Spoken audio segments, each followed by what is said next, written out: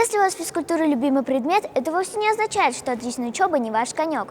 Тут собрались ребята, которые поборются не только за рекордные результаты, но и за льготное поступление в любой профильный вуз страны.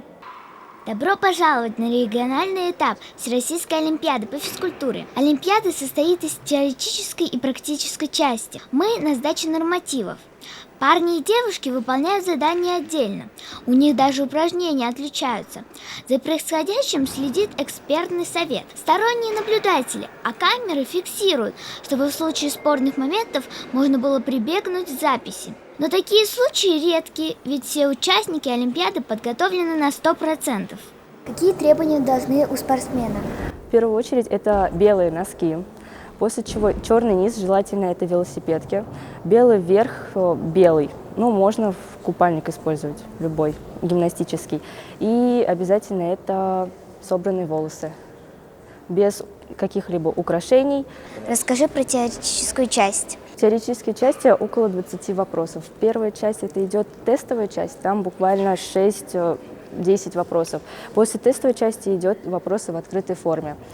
Также бывают, как сегодня нам сделали, это ребусы, кроссворды нам добавили и разные сопоставления, например, разных спортсменов с их медалями, разных спортсменов с их какими-то либо победами.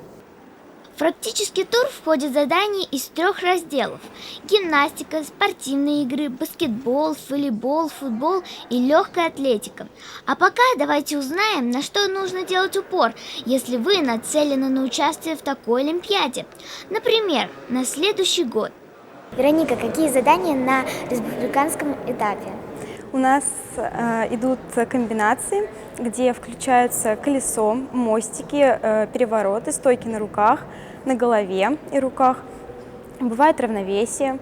И у всех комбинация идет одинаковая, то есть весь возраст девочек комбинация идет одна. Вы в школе готовитесь выступать к школьной программе, там вы выступаете среди своей школы. Потом вы выходите на городской этап. Там дается тоже комбинация, где вы выступаете, соревнуетесь между школами своего города. А если отбираетесь в городе, то вы едете на республиканский этап.